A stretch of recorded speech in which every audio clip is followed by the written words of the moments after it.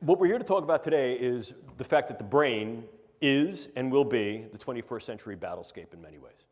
End of story.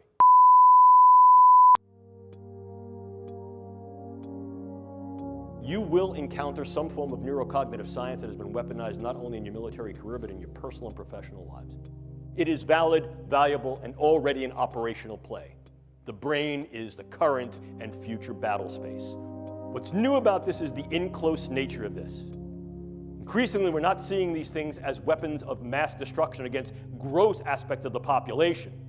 More specifically, perhaps, might be targeting individuals on a level that allows either direct attribution or covert engagement with non-attribution. If we talk about what brain science is, let me just give you a little bit of brief background on this field that is now called neuroscience. As a titular field, as a named field, neuroscience has only been in existence for 40 years. I know that because I've been a neuroscientist for about 38 of those 40 years. Increasingly, it is becoming an international, multinational, global, and independently exercised event and endeavor, which increases the capability of the brain sciences to develop not only new theories, but ever more sophisticated tools. So, how then can we use these elements as weapons?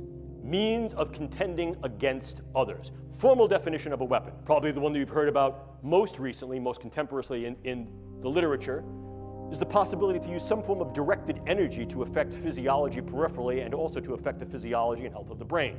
Case in point here, U.S. Embassy personnel in Havana and possibly in China.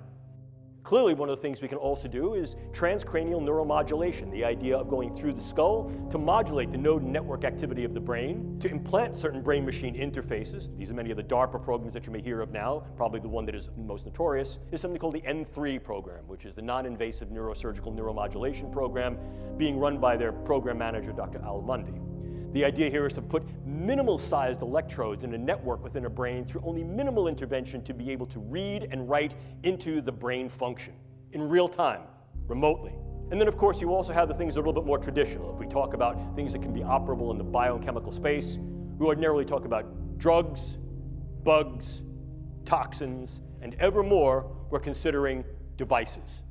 I can disrupt an individual from the level of their cell to their system, and disrupt individuals on a variety of levels, from individuals all the way up to the social fabric. Target a specific individual, change or eliminate that individual with very little attribution and trace, and be able to leave prior to any attribution. Drugs can be exceedingly specific, and as I'll show you in a moment, can be very, very much used to individualize weaponology in terms of what we call precision pathology or precision effect.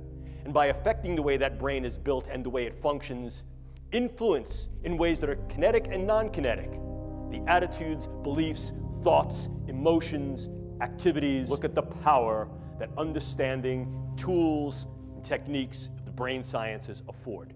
We also see the use of biodata as a viable weapon.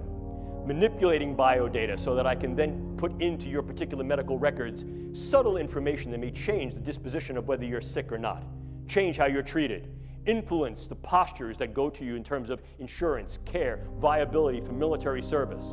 By altering that information, by changing those data, by purloining those data, I essentially change the you of you. And I can do that in very subtle and insidious ways. Furthermore, I can do that on a variety of different levels that can affect key individuals so that in fact your medical record changes to thereby render you incapable or at least invalid to be able to serve in a way you're serving. Or I can do that on a much larger scale. Groups, populations. And if I change those data, I change the way you're being regarded and treated. And I can do that in one of two ways. I can do it in such a way that you're going to be regarded in a negative sense, or I can do that in such a way that I'm going to treat you incorrectly. If I say, for example, you have a particular allergy or you have a particular disorder, you will be treated for that, and that could then harm your health and your stability in both a short wars approach as well as a long wars approach. One of the newest developments is that nanoparticulate matter can be stabilized for distribution. If you're not aware of what nanoparticulate matter is, it's that matter which exists on a scale of 1 × 10⁻⁹. Very, very small. Smaller than a cell. And we can manufacture materials that have discrete properties that can be controlled by virtue of bioengineering and their physical chemistry. I can create small robotic units, controllable robotic units at the nanoscale, and that these too can be aerosolized to create a nanoswarm of biopenetrable materials that you cannot see, that can penetrate all but the most robust biochemical filters, that are able to integrate themselves through a variety of membranes, mucous membranes, and wherever, mouth, nose, ears, eyes, can be then uptaken into the vascular system to create clumping, can affect the vascular system of the brain, or can directly diffuse into the brain space, and these can be weaponized. And they can be done in such a level that their presence is almost impossible to detect, and as such, the attribution becomes exceedingly difficult to demonstrate. We've come to the precarious position of opening the proverbial can of worms of if, how, in what ways, to what extent, and when these techniques and technologies will be used in weaponized intelligence and national security agenda. Are civilian ethics even viable any longer? And if we engage military ethics, what military ethical principles will we engage?